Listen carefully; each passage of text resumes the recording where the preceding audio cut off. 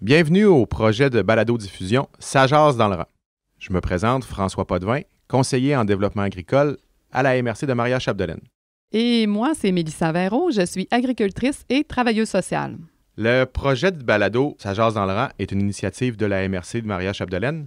Et pour arriver à bien dans cette aventure, nous nous sommes joints l'entreprise de Mélissa Véro. La vraie nature, service psychosocial. Donc, Ça jase dans le rang, c'est un moment qu'on prend pour parler, pour se parler. On aborde des sujets vécus par les producteurs et productrices. On essaie de proposer des stratégies, des façons de faire pour avancer, pour surmonter les petites difficultés. Bien évidemment, on n'a pas la solution à tout, mais l'important derrière l'idée de ce balado, c'est vous.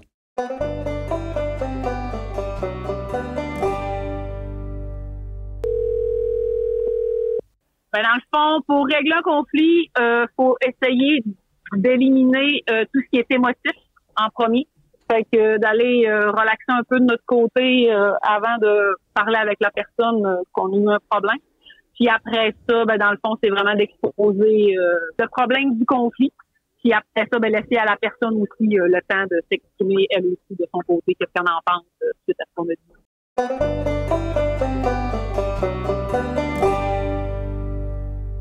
Bonjour Mélissa. Bonjour François. Comme on l'a vu au dernier épisode, on avait abordé un sujet quand même assez complexe parce qu'on l'a bien vu qu'on n'a pas réussi à faire le tour en un épisode. On parlait des fameuses des conflits. Et on l'a abordé avec ton thème là, que j'ai adoré, là, l'histoire des chicanes de clôture, des choses qui font partie de l'agriculture depuis qu'il y a des clôtures. Exactement. Fait que tu sais, c'est tout comme les conflits aussi. Là. Fait qu'aujourd'hui, on poursuit dans cette veine-là. Oui, exact. On continue à se chicaner. Bien, ce que je te propose, c'est qu'on poursuive la réflexion. Hein? Je trouve ça important de se rappeler que l'objectif qu'on a ensemble, puis l'objectif que le mandat qu'on se donne envers nos producteurs, c'est d'alimenter une réflexion pour être capable de pouvoir voir un petit peu plus clair à travers certaines situations complexes qu'on vit dans le quotidien. Hein? Là, on s'est servi, en fait, du contexte des chicanes de clôture pour parler des conflits, mais les conflits, ça fait partie de notre quotidien. Fait que ça soit avec notre voisin parce qu'on chicane pour la clôture, mais les conflits, d'avoir un malentendu, d'être mal interprété, de susciter des réactions négatives chez l'autre, on va en vivre au quotidien. Fait que ça va être à travers tous les gens avec qui on est en relation qu'on est susceptible de vivre en fait des conflits. Oui, parce que qui dit conflit, dit pas nécessairement une chicane, puis il peut y avoir de différents niveaux à un conflit, puis ça peut être il y a même des petites situations qui peuvent être conflictuelles, puis qu'on... Oui. Faut pas minimiser non plus. Là. Bien, exact. Fait que c'est pour ça que, tu sais, l'angle sur lequel, dans le fond, je te propose qu'on continue de discuter aujourd'hui, c'est vraiment de continuer de voir, OK, quand on est dans une situation où est-ce qu'on a vécu un événement négatif, qui a suscité une réaction et qu'on sent qu'il y a quelque chose, dans le fond, à aller régler avec l'autre personne pour faire en sorte de rétablir la relation, c'est qu'on a un calcul à faire. Fait que la dernière fois, je t'avais comme expliqué c'était quoi, dans le fond, le calcul qu'il y avait à faire et qu'il y avait deux variables qu'il fallait traiter, qu'il fallait prendre en considération. Dans ces deux variables-là, il y en a une qui était quel est, dans le fond, le poids du sujet. L'enjeu principal dont on doit parler, est-ce que c'est quelque chose qui me fait vivre beaucoup d'émotions négatives? Est-ce que c'est quelque chose qui va me faire vivre du stress, qui va me rendre anxieux? Donc, ça, c'est une variable qu'on doit s'occuper. Puis la deuxième variable, c'est la force de ma relation. Quelle est la relation que j'ai avec la personne avec qui j'entretiens un conflit présentement? Donc, on doit se préoccuper des deux parce que ça va avoir un impact sur, est-ce que dans le fond, j'ai le goût de régler ce conflit-là? Puis je t'avais posé la question piège, François, est-ce qu'on doit toujours régler nos conflits, tu sais? Puis, d'emblée, on était toutes les deux d'accord pour se dire, oui, préférablement, parce que si on se libère de certains conflits, on va se sentir plus léger, on va être capable de mieux adapter nos situations, puis ça va faire qu'on va avoir un sentiment qu'on va avancer puis qu'on va évoluer vers quelque chose. Mais c'est pas toujours possible dans tous les cas. Fait que c'est pour ça que ma réponse avait été, ça dépend. Fait qu'aujourd'hui, on va continuer sur cette lancée-là, si tu le veux bien. Fait qu'on va continuer de venir exploiter cette équation-là au niveau, dans le fond, de l'enjeu sujet versus la relation. Et on va plus se questionner sur, la relation, pour être capable de la faire évoluer, pour être capable d'aborder des sujets importants, c'est quoi, dans le fond, les conditions qu'on doit avoir? Fait qu'on va continuer ensemble de jaser du conflit, puis je vais te présenter, dans le fond, d'autres situations. J'aime toujours ça, coller ça avec des situations concrètes que moi, je vis aussi comme agricultrice dans mon contexte, dans mon étable. Donc, je vais me servir encore de petits exemples comme ça que je vis, dans le fond, sur ma ferme, puis qui est commune, dans le fond, à l'ensemble là, des producteurs pour qu'on puisse évaluer ensemble. Fait que c'est ce que je propose aujourd'hui là, pour permettre aux gens, après, d'alimenter eux-mêmes leurs réflexions, qu'ils se disent « OK, je viens de vivre un conflit avec mon père, j'ai été impatient ce matin, j'y ai répondu, j'y ai mal répondu, j'ai été bête avec, il est reparti fâché, bon, qu'est-ce que je fais avec ça? » Fait que, tu sais, si on peut donner un petit plus pour que les gens se sentent un petit peu plus équipés pour être capable, dans le fond, de voir, bien, ce serait quoi la prochaine étape pour être capable de reprendre cette situation-là puis de faire, dans le fond, avancer la relation que j'ai avec l'autre personne. Ça me va, pas de chicane. Super. Ben, écoute, je nous ramène à l'équation. Fait que l'équation minimale était, dans le fond, de savoir que plus on a un sujet qui est lourd, plus on a un sujet qui est important, plus je dois avoir une relation qui va être forte pour être capable de la supporter. Donc, dans une relation, si je veux être en mesure d'aborder un sujet difficile, je dois avoir une relation qui va être puissante. La nature de ma relation, pour être capable, dans le fond, de la renforcer, il va y avoir des éléments qui vont être importants. Fait que là-dessus, on va se questionner. Première question qu'on va se poser, c'est comment on fait pour fabriquer une relation? Parce qu'une relation, c'est un résultat. C'est qu'il va y avoir des composantes au niveau des interactions qui vont faire en sorte qu'on va développer une relation avec quelqu'un. Fait que mettons qu'on va le prendre du côté amoureux parce que je trouve que de cette façon-là, c'est comme facile d'être capable de bien le comprendre. Comment on fait pour développer une relation amoureuse avec quelqu'un? As-tu une idée? Moi, j'aime ça, mes petites questions pièges. je l'attendais, je me suis dit, je pense que je vais m'en sauver aujourd'hui. Je n'avais pas encore eu de questions pièges. C'est Tinder, non? Écoute, ça peut. Non, je fais des blagues. On rit, mais c'est plus complexe qu'on peut le penser. Là. Ouais. On a chacun une vie de couple, puis c'est une question d'évolution, puis c'est une question de cheminement, puis ça se fait pas en court terme, puis c'est toujours en progression. Là. C'est un éternel recommencement, je dirais. Là. Ben oui, mais mettons qu'on se rappelle, les débuts d'une relation de couple, qu'est-ce qui va faire en sorte qu'avec une autre personne, qu'il va avoir comme une espèce de petit déclic. Puis ce déclic-là, là, là, on en parle sous l'aspect, dans le fond, amoureux, sous l'aspect, dans le fond, couple, mais on pourrait le garder, dans le fond, sous l'aspect amical aussi. Ouais. Ça va être la même chose aussi. Fait que, là-dessus, dans le fond, c'est qu'il y a deux variables qui vont faire en sorte que le résultat va être qu'on développe une relation avec quelqu'un. Ces deux variables-là, va y avoir le niveau de vulnérabilité et il va y avoir le plaisir. C'est que pour être capable de développer une relation avec quelqu'un, il faut être capable de présenter un niveau de vulnérabilité. Mais là, c'est comme, que c'est ça? Qu'est-ce que ça veut dire, la vulnérabilité? Parce que dans notre culture, juste le mot vulnérabilité a une connotation négative. C'est de la faiblesse. Exactement. C'est que ça va faire référence dans notre tête à de la faiblesse, à de l'incompétence, à de la douleur, à de la souffrance. Exactement. Mais c'est pas ça, la vulnérabilité. La vulnérabilité, c'est être capable de se faire voir, d'être capable de se faire entendre. C'est d'être capable de présenter des choses qui sont vraies à propos de nous autres. Donc, quand on présente de la vulnérabilité, c'est qu'il faut parler de soi. Fait que c'est pour ça que quand on développe une relation avec quelqu'un, pour que le résultat soit d'avoir de la relation, c'est que je dois être capable de m'exprimer et de dire des choses qui sont vraies à mon sujet. Si l'autre personne ne fait que parler et que je suis en mode écoute, j'aurai pas vraiment d'intérêt pour développer une relation avec l'autre personne. Mais s'il y a un échange où est-ce que, OK, je nomme des choses de moi et je nomme des choses vraies et je sens que l'autre personne va commencer à être un peu plus, va être à l'écoute, va être réceptive, va être attentif à ce que je nomme, que je sens que ce que je dis est pertinent et que je nomme des choses qui parlent de moi. Plus je vais aller vers des choses intimes, plus je vais augmenter mon niveau de vulnérabilité et plus je suis en train de construire une relation. Parce que dire des choses vraies à propos de soi, c'est un dévoilement. C'est là qu'on va chercher toute la question de confiance. Là. Exactement. Parce que c'est comme, je te fais un cadeau. Je te nomme des choses dont je ne dis pas à n'importe qui. Donc, moi, je te choisis en te disant des choses qui me concernent, qui sont vraies, mais des choses aussi que toi, tu pourrais utiliser après à bon escient. Donc, si je choisis de te le nommer, de te dire des choses vraies à mon sujet, c'est que j'ai confiance en toi. Fait que je vais venir à quelque part t'attacher à moi avec un lien d'attachement. Fait que c'est là qu'on devient comme, OK, on est liés toutes les deux. Là, je t'ai confié quelque chose d'important qui me concerne, quelque chose que je ne dis pas à n'importe qui, et tu as pris, dans le fond, ce cadeau-là. Donc maintenant, on est comme pognés ensemble. On a une espèce de petit lien ensemble. Fait que c'est ce qu'on va appeler le lien d'attachement. OK.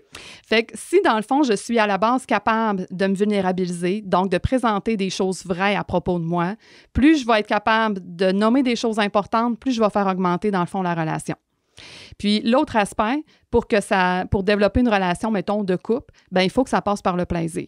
C'est que si j'ai du fun à le faire, si on a du plaisir, qu'on rit ensemble, bien là, c'est comme les deux facteurs ensemble vont faire en sorte que je vais avoir les deux ingrédients principaux pour être capable de bâtir une relation. OK.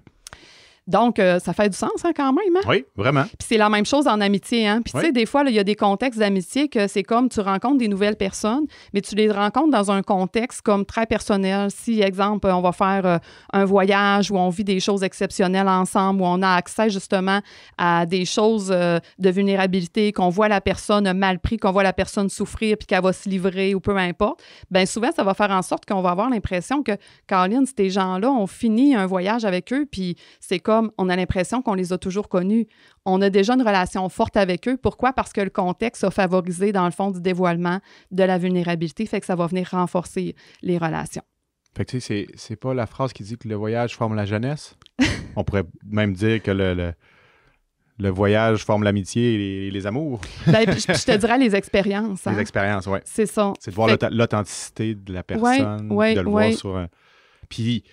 On a parlé dans les premières émissions quand on parlait des réseaux sociaux puis des voisins gonflables et tout ça. Puis on est dans cette ère-là de se présenter tout le temps sur notre meilleur jour. Puis ce qui ne va pas bien, il faut le mettre de côté. Puis, encore plus quand on voit la vulnérabilité de quelqu'un, on peut faire le saut puis on peut.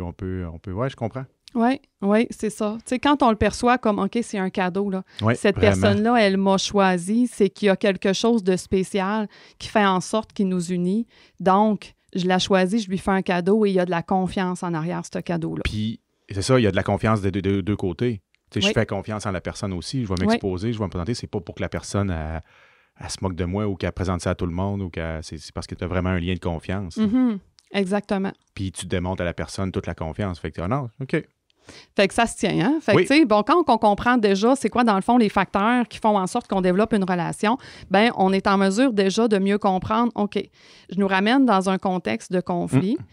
Quand je dois prendre la décision, est-ce que je veux, dans le fond, faire une approche auprès d'une personne pour tenter de régler une situation conflictuelle, puis que je reprends mon équation, bien, je dois me poser la question, est-ce que ma relation, dans le moment présent, elle est suffisamment forte pour supporter?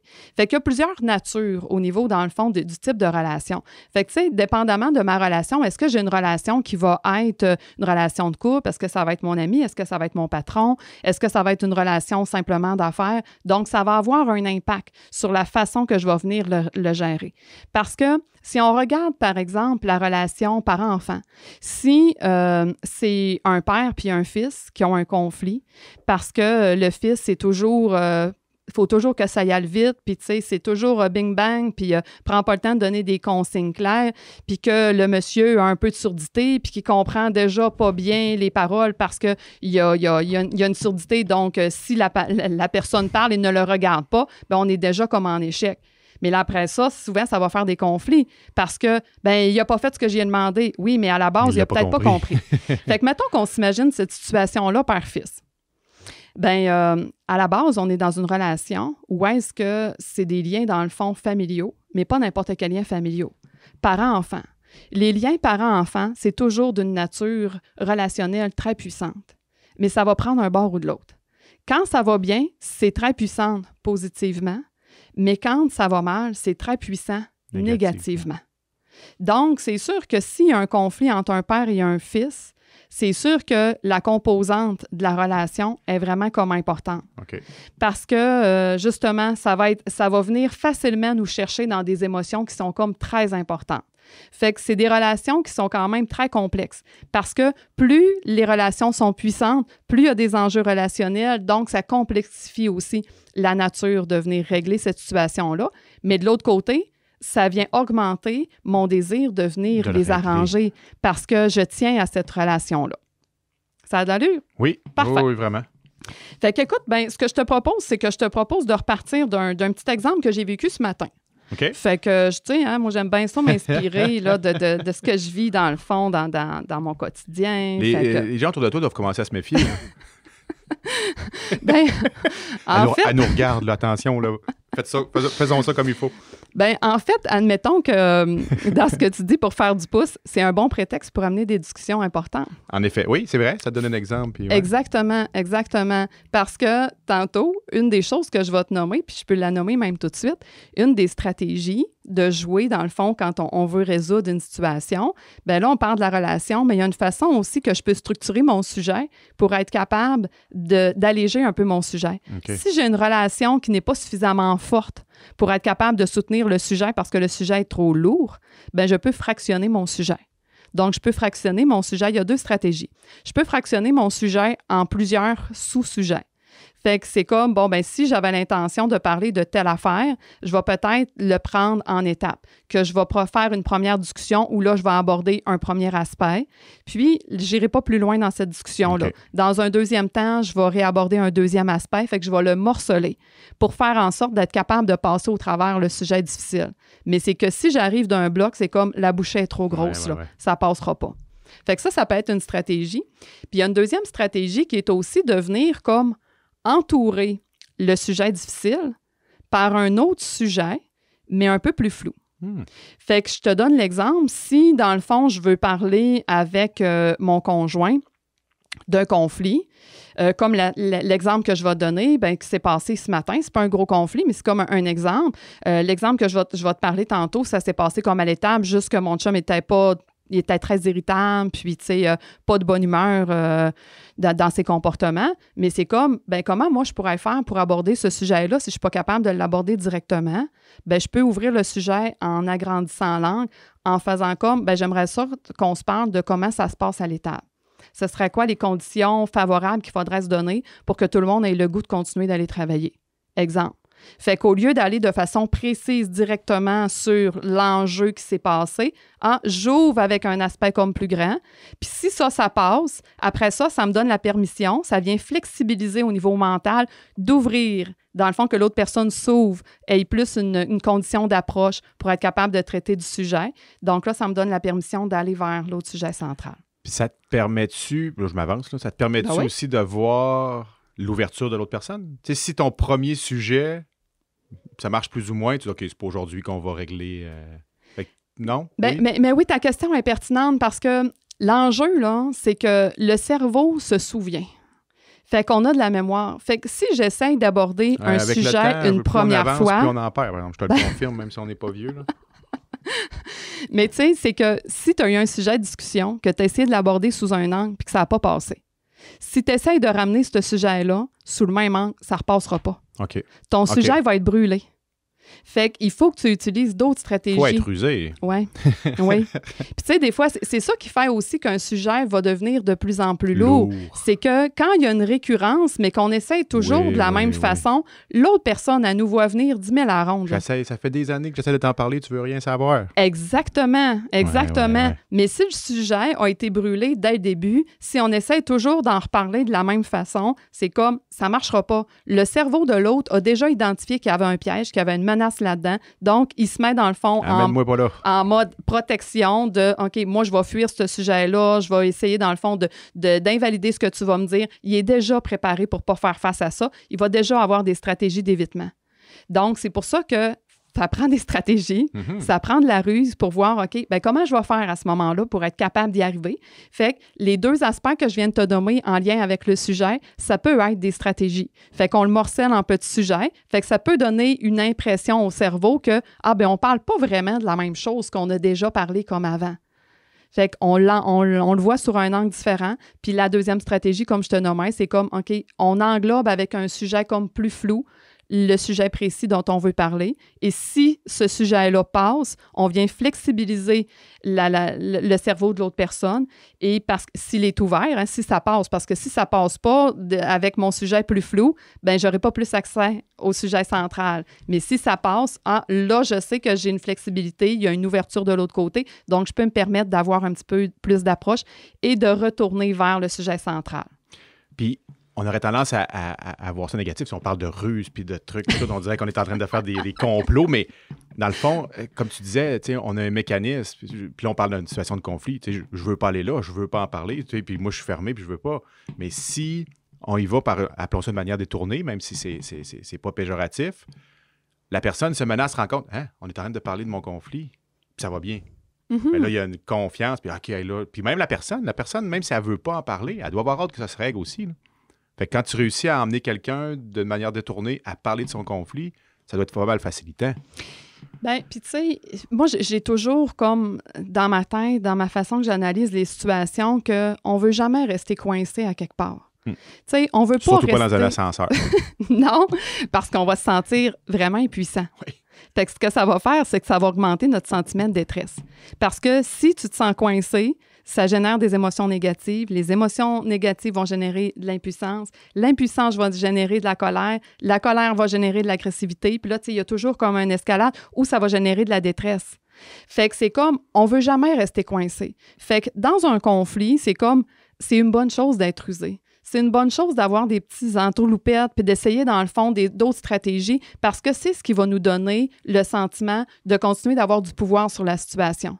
Fait que je veux sentir que j'ai encore du contrôle et que je peux continuer de croire que les choses vont avancer. Fait que ça, c'est une chose importante parce qu'on veut surtout pas rester stagnant. On veut continuer d'évoluer dans nos relations. C'est sûr que nos relations évolueront pas nécessairement toujours de la façon dont on aurait souhaité à la base. C'est un processus. Fait que quand on est en résolution de conflit, on va s'adapter aussi en fonction de l'évolution de la situation. Parce que, comme on en a discuté la dernière fois, c'est pas toutes les situations qu'on réussit à régler. Non. Donc, le processus, dans certaines situations, c'est qu'on va faire le deuil de certaines choses. On va faire le deuil de certaines valeurs qu'on met de côté, ou on va faire le deuil de certaines relations, de comme faire, avec cette personne-là, ça me convient plus. On n'est pas capable de s'entendre. Donc, je mets un terme à cette relation-là. Je ne ferai plus par exprès pour essayer d'entretenir cette relation-là. Fait que c'est ça. Fait qu'il va y avoir, mais il y a un processus, il y a une évolution. Puis ça, c'est ça qu'on veut, tu sais. OK. Fait que, tu sais... L'exemple. Écoute, mon exemple d'un matin. Écoute, il faut comprendre que nous, sur la ferme cet été, je pense que je n'ai parlé un petit peu l'autre jour, que c'est vraiment un été où est-ce qu'on a beaucoup de bris là, de machinerie. J'ai parlé qu'on a perdu la roue d'un tracteur. Puis que...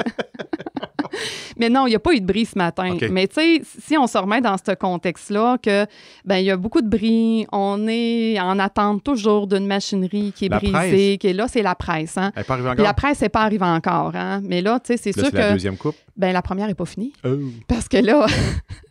La presse n'était pas arrivée. Okay. Puis là, il faut toujours que tu fasses des choix. Fait que, tu sais, mais tu comprends que moi, j'ai un conjoint qui graphine, là. C'est comme, là, c'est le temps de commencer la deuxième coupe. Ça va avoir un impact sur la qualité du foin. Fait que là, il a hâte d'avoir sa presse. Fait que, tu sais... Ça presse. Oui, ça presse, c'est ça. C'est un bon jeu de mots, ça. Fait que c'est ça. Mais il ne me l'exprime pas comme ça ce matin, OK? Mais ce matin, dans le fond, ce qu'il me dit, c'est... ce qu'il me dit, il ne me dit pas. Quand on est à l'étable ce matin, moi, je suis en train de nettoyer le robot, puis, tu sais, je nettoie, dans le fond, une hose en caoutchouc du gobelet laveur. Puis, tu sais, j'étais avec une petite brosse, puis, tu sais, je brosse ça, puis, tu sais, je fais ma job. Mais là, il arrive, puis là, je le sens là, que c'est comme, il y a de l'agitation. Comme on dit, là. il est prime. Là. Oui, tu sais, puis juste dans le non-verbal, la façon que la personne se déplace, qu'elle va se déplacer rapidement, qu'elle va arriver comme avec un non-verbal, que tu vas le sentir dans sa prestance, que, OK, là, matin, là, c'est comme, il faudrait que ça grouille plus que ça, là. Oh. Fait qu'il se présente, puis là, il commence à me dire... là, tu prends pas la bonne brosse pour nettoyer ça, puis c'est pas ce brosse-là qu'il faut que tu prennes, puis... OK. Là, tu sais, moi, je me dis, OK, déjà là, je le vois là, qu'il y a un niveau, dans le fond, d'irritabilité. Là. C'est comme on vient de commencer la journée, puis lui, il est déjà en train d'astiquer, de critiquer une niaiserie, là. C'est comme, il est en train de me critiquer, sur le choix de la brosse que je prends pour nettoyer la hausse, là. C'est comme, c'est quoi l'enjeu, là, OK? Y a-t-il un gros enjeu là-dedans, là? Fait que, mais là, tu sais, là, les enfants se présentent, fait que là, il dit, bon, allez faire de l'ouvrage. OK, ben... Faut que tu sois plus précis. Il faut que tu lui dises c'est quoi l'ouvrage que tu veux qu'il fasse. Trouvez la brosse à votre mère. À la quantité d'ouvrages qu'il cite à faire, fait que aller ramasser à la cour. Ouais, mais Pierre, c'est parce que le ramasser à la cour, c'est trop flou pour un enfant, tu sais. On se rappelle, ils ont quel âge? Non, ben, tu sais, ils sont quand même jeunes, là. C'est comme... ça, là. Mais j'en ai d'un peu tous les âges, là. Mais tu sais, ils sont d'âge primaire puis début secondaire. Okay, certain encadrement. Ben oui, c'est ça. Fait que, tu sais, mais on comprend que dans lui, son comportement, il est comme prêt à aller à la guerre, là. Tu comprends? C'est comme lui, il s'est élevé un matin, puis c'est sa façon, dans le fond, d'interagir avec nous autres comme un matin. Fait que c'est sûr que moi, là-dedans, je me dis, OK, quel beau sujet à aborder. Mais est-ce que c'est le bon moment d'aborder ça? Hein, tu sais, Fait que quand on a un sujet important à aborder, bien, de un, je me pose la question, si j'utilise, dans le fond, mon niveau d'analyse que j'ai présenté en lien avec l'équation, OK, j'ai un sujet à aborder qui est, dans le fond, les comportements de mon conjoint, ses comportements d'être irritable, de se présenter comme ça le matin à la ferme en faisant seulement, tu sais, comme des commandes et des critiques. Fait qu'on parle d'une question d'attitude, tu sais. Fait que c'est un sujet qui est quand même assez lourd. Oui. Fait que c'est comme, OK, c'est pas quelque chose que... Puis tu le sais que c'est pas arrivé de ce matin, c'est le fait de toute la chaîne de... c'est ça, mais je te dirais là, que sur le coup, moi, j'ai pas fait le lien. OK. C'est comme, OK, il est prime un matin, c'est comme... Puis il faut se souvenir aussi qu'un humain qui se sent impuissant, qui va être souffrant, va avoir tendance à vouloir que les autres souffrent avec lui.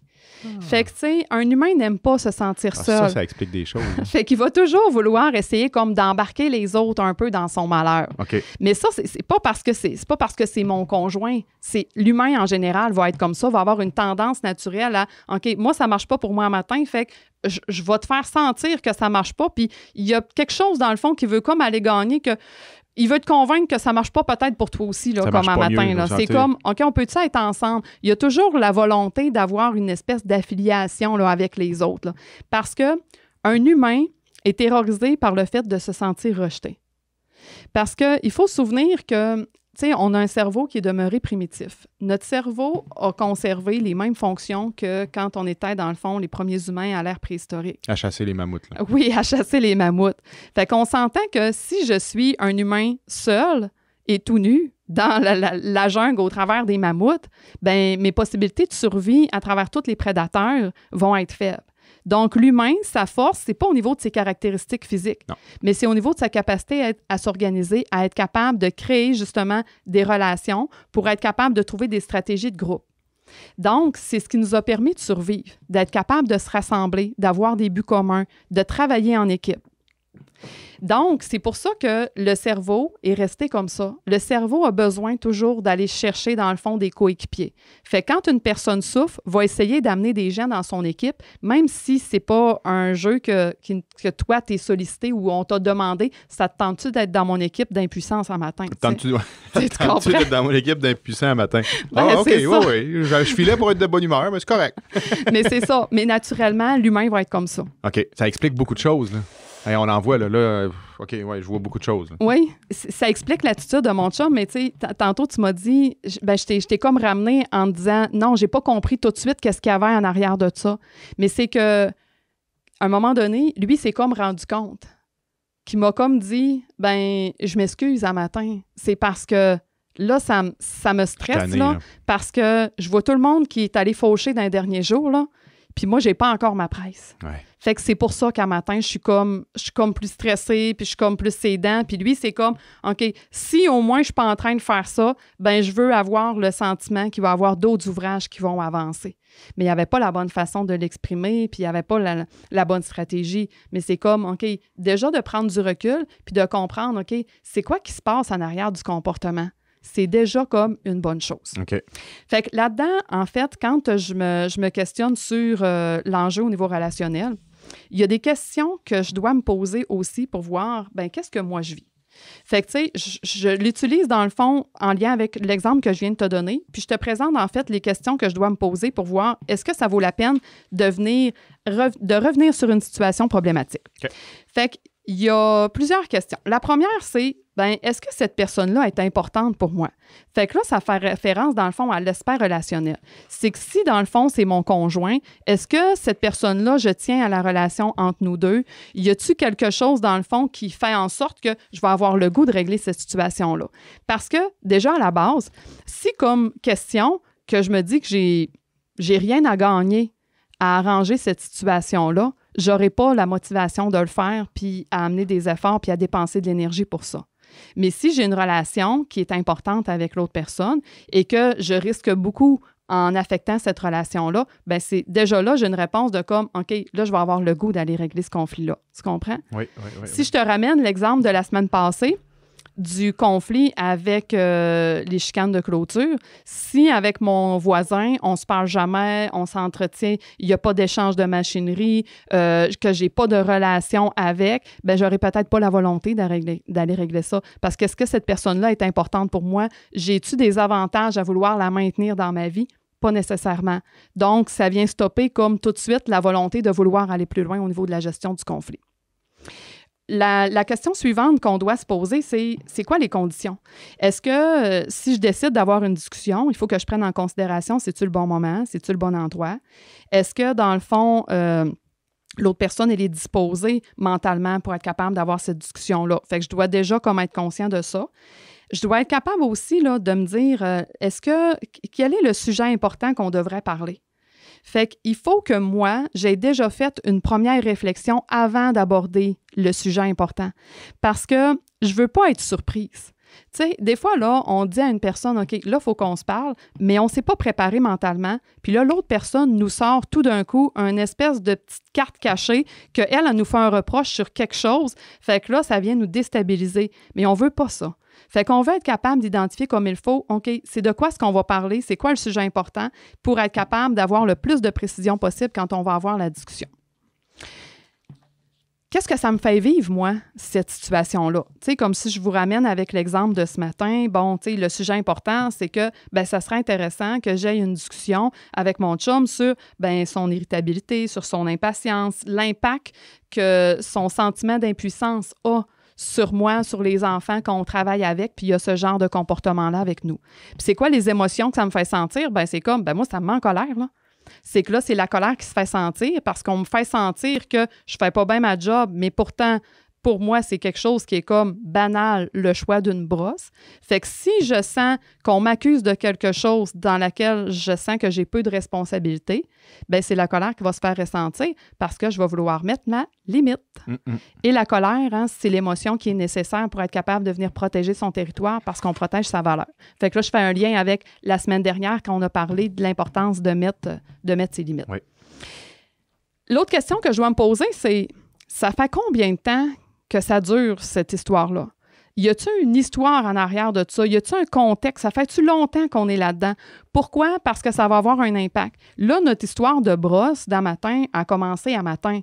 Mais si ça faisait plusieurs fois que je me faisais critiquer parce que j'utilise pas la bonne brosse, ou que c'était toujours comme ça, qu'à chaque fois que je fais quelque chose, que c'est jamais le bon outil ou jamais la bonne façon, que c'est... là, on serait ailleurs, tu comprends? Oui. Le sujet aurait plus de récurrence, donc ce serait plus lourd. Ça prend un certain sens dans le conflit, là, ça c'est clair. Là. Exactement.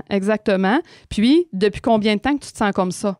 C'est comme, OK, moi, ce matin, je me suis sentie en colère, mais ça fait-tu des semaines que je me sens frustrée puis en colère? Toutes les fois ouais. Exactement. Fait que ça a un impact aussi sur la façon que je vais venir régler ça, puis mon attitude que moi, je vais avoir pendant cette discussion-là. L'autre question que je dois me poser, c'est, au niveau de, c'est quoi mon besoin? Qu'est-ce que je veux concrètement? C'est que, puis c'est important que je le sache parce que souvent, on ne le sait pas c'est quoi qu'on veut. Fait que, tu sais, exemple, ma situation clair, à tu moi. voulais laver ton robot. Ah non, c'est pas ça. Oui, je voulais avoir des choses qui sont propres et fonctionnelles, mais je veux que chacun se responsabilise par rapport à ses propres comportements. Ouais. Moi, ce que je veux, c'est que, toi, tu as le droit de te sentir comme ça. mais tu n'as pas à faire, dans le fond, à te décharger sur les autres, puis à faire sentir les autres, tu sais, comme qui font pas bien leur travail, parce que toi, tu te sens impuissant, tu n'as pas à faire sentir les autres impuissants autour de toi. Fait que moi, c'est ça mon besoin. Mais souvent, on n'est pas très, très bon pour voir, OK, c'est quoi que je veux là-dedans? Il est où mon besoin, tu sais? Puis c'est quoi que tu veux que l'autre fasse? Parce que plus je vais être claire, plus je vais être capable de faire avancer les choses. Fait que c'est ça. Donc, quelles sont les choses que je suis prêt à faire? C'est quoi les limites à ne pas franchir?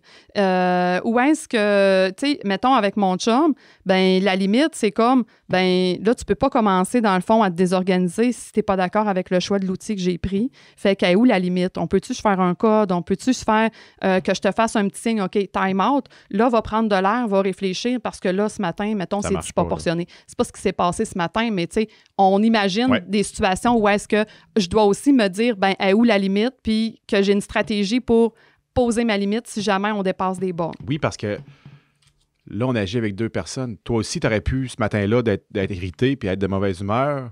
Puis là, ça aurait fait l'étincelle qui aurait pu faire exploser de tout. Là. Ouais. Puis on le voit souvent, des fois, les chicanes, ça commence, ça se fait à deux. Oui, exactement.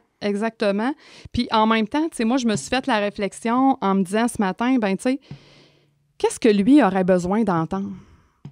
C'est quoi? Moi, mon besoin, c'est que lui se responsabilise, mais lui, dans un sentiment d'impuissance comme ça, qu'est-ce qu'il a besoin d'entendre?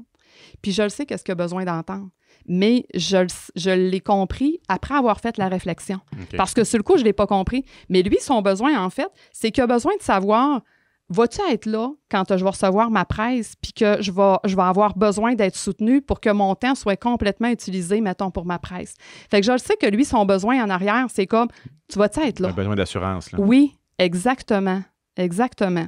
Donc, c'est ça. Fait que, tu sais, quand on se pose ces questions-là et qu'on se prépare, ça nous aide dans tout notre processus. Puis, on doit aussi se poser la question au niveau relationnel, est-ce qu'il y a quelqu'un qui a un pouvoir sur l'autre personne? Parce que dans une relation d'autorité, ça va avoir un gros impact. Si je suis avec un patron, puis que c'est lui qui décide si je garde ma job ou non, bien, ça va avoir une influence sur le type de discussion que je vais avoir avec l'autre personne aussi. Clairement. Au niveau conjugal aussi, si je suis, dans le fond, dans une passe conjugale, où est-ce que je suis complètement dépendante de mon conjoint et puis que j'ai peur qu'il arrive des choses qui me laissent ou que je sens qu'il y a un pouvoir sur notre relation, ça va avoir un impact aussi. Donc, je dois aussi être conscient de tout ça.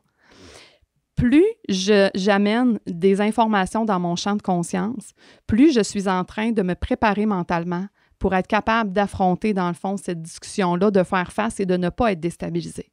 Puis moi, une des choses que je dis toujours en intervention, puis c'est la même chose quand on est dans des situations où on prépare une discussion importante, c'est quoi la pire chose qui peut arriver? Es-tu prêt? As-tu un plan? Est-ce que tu y as pensé? Parce que si tu travailles à éviter que des choses n'arrivent pas, exemple, si on parle d'une chicane de couple, puis que la pire chose qui pourrait arriver, c'est que ton conjoint te dise, bon, ben ça ne fait pas, on va se séparer. Ton cerveau, s'il travaille à éviter ça, tu ne pourras pas parler des vrais enjeux. Oui. Parce que tu vas contourner le sujet, puis là, tu sais, ça n'emmènera pas où est-ce que ça devrait amener. Fait qu'il faut que je sois conscient de ça, puis que je sois conscient de, OK, si jamais le pire arrive, j'ai-tu un plan? On va faire quoi avec ça? Fait que si je fais ça, je viens m'équiper puis je me bâtis des outils pour être capable de faire face aux choses qui sont importantes. Fait que ça, c'est la première étape, OK?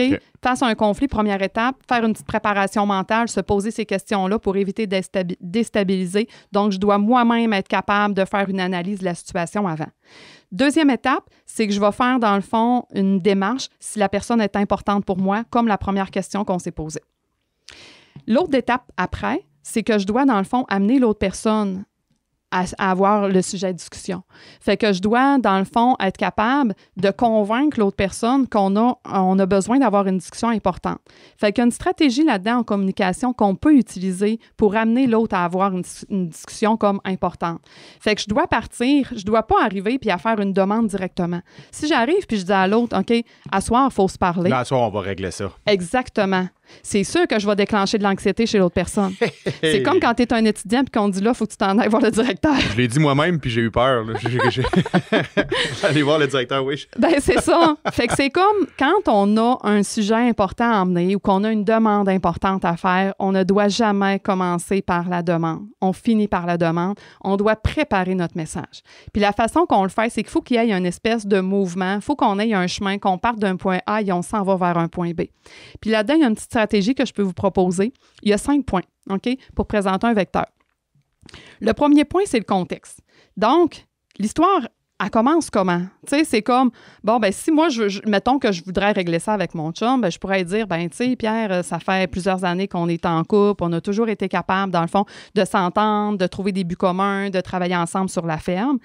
Et le deuxième point, c'est l'événement déclencheur. Ce matin, quand tu m'as critiqué en lien avec l'utilisation de la brosse, j'ai pas aimé ça. Troisième étape, prise de conscience. J'ai pris conscience que tu t'es défoulé sur moi, puis que, dans le fond, tu t'es senti probablement impuissant en lien avec le fait que ta machinerie est brisée, t'attends après ça depuis longtemps, ça te retarde dans toutes tes récoltes, donc tu as beaucoup de pression au niveau du travail, et j'ai pris conscience que tu as tendance, dans le fond, à te décharger comme sur moi. Maintenant, l'étape, dans le fond, suivante, l'étape 4, c'est de cibler c'est quoi nos objectifs. C'est quoi nos objectifs? C'est quoi notre but? J'aimerais ça qu'ensemble, qu'on soit capable que ça se passe bien à l'étape. Qu'on soit capable d'avoir le sourire quand on travaille, puis de continuer d'avoir le goût de travailler ensemble. Et l'étape 5, j'aimerais ça qu'on prenne un moment pour s'en jaser. On peut-tu se planifier un moment ensemble où est-ce qu'on va pouvoir jaser de comment est-ce qu'on veut que ça se passe ensemble quand on travaille? Tu comprends? Oui. Fait que ça, là, c'est de la communication en vecteur. Donc, au lieu d'arriver avec « faut qu'on se parle à soir », ben c'est comme, il y a tout, dans le fond, il y a un, tu sais... Ça revient à ce que tu disais tantôt, là, de bien préparer les conversations puis de ne pas être pris au dépourvu. Si tu commences par la demande, tu prends l'autre au dépourvu. Oui. Là, tu l'amènes à réfléchir. À la limite, il va te dire, oui, on va s'en parler, mais pas tout de suite, je ne suis pas prêt.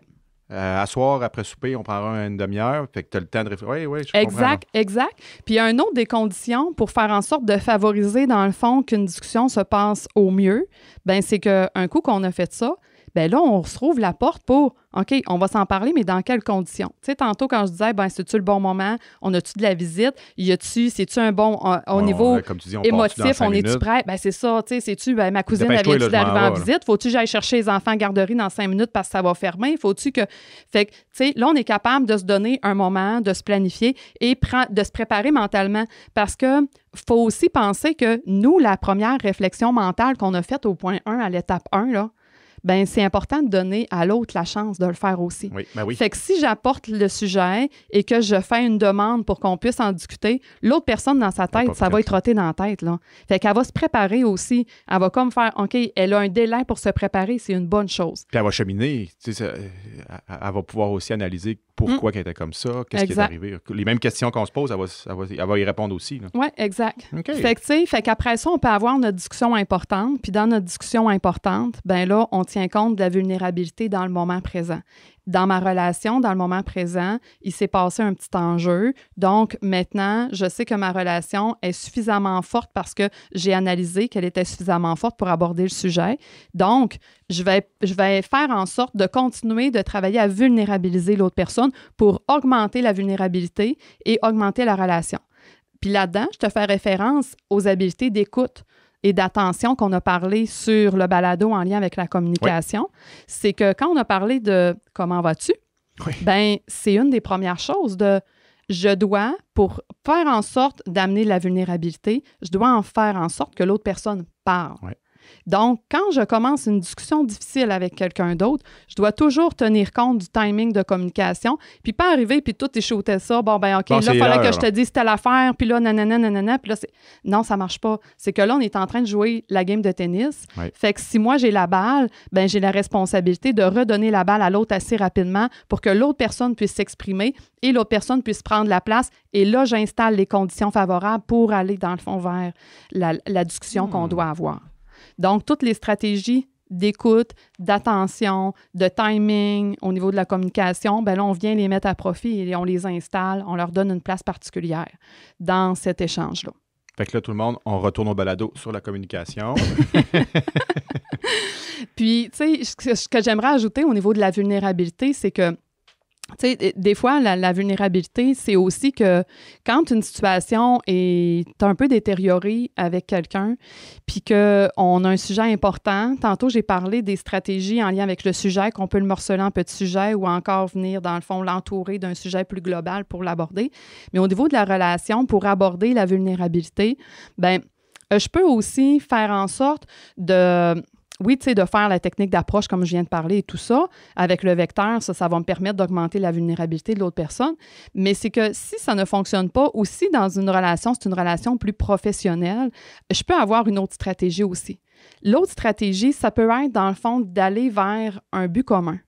C'est que si, exemple, on travaille ensemble, toi puis moi, François, puis qu'au niveau de la vulnérabilité, que, tu sais, je suis peut-être moins à l'aise de commencer à te faire t'exprimer, de comment tu te sens, ou que la relation est assez brisée, qu'on n'est pas capable d'aller là tout de suite, il faut reconstruire quelque chose, bien, on peut utiliser une tâche, un but commun pour faire évoluer la relation. Fait qu'au niveau professionnel, on enlève de la pression sur notre relation, puis on fait comme, OK, là, on va mettre de côté c'est quoi qui s'est passé entre nous deux, là, mais là, maintenant, on a un mandat à faire ensemble. Fait qu'on va se centrer sur la tâche. Fait qu'en enlevant, dans le fond, de la pression sur la relation, puis en ciblant vers un but commun, on vient reconstruire de la relation tranquillement, puis ça va emmener, dans le fond, on va avoir à s'échanger, à parler. On ne parlera pas de nos émotions, de comment on s'est senti, mais on va réouvrir la discussion les deux ensemble. Donc, tranquillement, on va se réexposer, puis on réaugmente tranquillement la vulnérabilité pour, à un moment donné, être capable d'avoir une relation assez solide pour être capable de revenir sur le sujet difficile. Donc, ça peut être une stratégie aussi. Je te dirais que pour moi, ça fait le tour. Je ne sais pas si toi, tu avais d'autres questions ou si tu avais d'autres choses que tu aurais voulu clarifier. Là. Je ne sais pas si pour toi, ça te semble assez clair. Ou, Oui, c'est clair. Puis j'aime la façon que tu nous l'as amené avec les différentes étapes, les différentes questions. Ça place quand même bien. Puis, on le voit tout. Là, il faut qu'on se parle, on le comprend bien. Parlez-vous, mais peut-être pas nécessairement tout de suite. Il y a du cheminement à faire de part et d'autre. Mais j'ai une grande question, par exemple, qu'on n'a pas répondu, puis j'aimerais vraiment te la poser. Je sens qu'il y a un piège dans cette question-là. As-tu changé la brosse? Non. Ça, c'est mon petit côté opposante que j'ai gardé la même brosse. Je fais une blague, bien sûr. Mais bien content. Je pense qu'on a fait deux bons... les conflits, ben ça fait partie de l'humain depuis toujours. Hein? Il y a combien de situations conflictuelles, puis on n'a pas fini, mais on a quand même des bons outils pour y emmener. Puis je pense que ça vaut la peine de réécouter. Mais moi, j'ai hâte. Je pense que j'ai hâte de réécouter comme il faut, puis de prendre à tête reposée là, pour bien voir les différentes étapes. Puis tu sais, ça se prête avec n'importe qui, autant que nos enfants, que nos conjoints, que nos voisins, que n'importe qui. Puis tu sais, pour vrai, là, la notion de vecteur, de s'exprimer en vecteur, je ne l'ai pas nommé tantôt, mais tu sais, ça ne vient pas de moi non plus. Ça vient aussi de Guillaume Duluth, docteur en neuropsychologie, de qui je m'inspire beaucoup parce que je ne l'ai pas nommé encore aux gens, mais c'est ça, je suis en formation avec lui de façon continue. Fait que c'est sûr que je m'inspire beaucoup des outils que lui donne dans son enseignement. Mais c'est que le vecteur, c'est quelque chose dans nos vies, quand on veut faire arriver quelque chose. Là, je l'ai présenté sous l'angle quand on veut amener quelqu'un à avoir une discussion importante avec soi, mais on peut l'utiliser tous les types de demandes qu'on a à faire. Fait qu'on a quelque chose, dans le fond, une faveur à demander à quelqu'un, on veut demander une augmentation salariale, on veut faire une demande pour demander une subvention. Tu sais, ça peut, dans le fond, s'inscrire à tout type de demande. Puis, c'est vraiment porteur de sens. Moi, ça fait plusieurs fois que je l'utilise. Puis, c'est ça. Je vous dirais que ça marche relativement assez bien. Donc, il y a beaucoup de puissance là-dedans. Fait que réutilisez-le à soi et apprenez les 5 éléments du vecteur. Puis, tu sais, François, la dernière fois, on a comme fini en disant « Ah, ben on va se parler de ça la prochaine fois. » Puis, je ne sais pas si ce sera dans notre prochain balado, mais éventuellement, je pense que ce sera important qu'on parle du deuil parce que on a fait référence au deuil d'une relation. Oui. Fait que c'est comme si je suis en conflit dans le processus pour continuer d'avancer, je vais peut-être avoir à faire le deuil de certaines relations. Donc, ça pourrait être un thème important qu'on pourra aborder, le deuil au sens large, mais qu'on le voit sur le deuil d'une relation existante où on décide de ne plus maintenir le type de relation qu'on avait ou le deuil par la mort ou peu importe. Bien, il y a un processus, dans le fond, cognitif qui est similaire. Fait qu'on pourra, dans le fond, aborder ce sujet-là aussi pour s'outiller davantage de ce côté-là. les mécanismes de réponse au deuil, c'est sûr qu'il y a toujours une question d'amplitude, mais les mécanismes de base doivent être les mêmes, que ce soit pour une relation ou la perte d'un être cher ou peu importe. Oui, c'est ça. Il y a des variables communes, mais il y en a qui sont différentes, mais la majorité sont des variables communes. Fait que... Oui, très bonne idée. J'ai bien hâte de voir ça. Good, super. Fait qu'à bientôt. Hey, super. Merci, bonne fin de journée. Salut. Bye.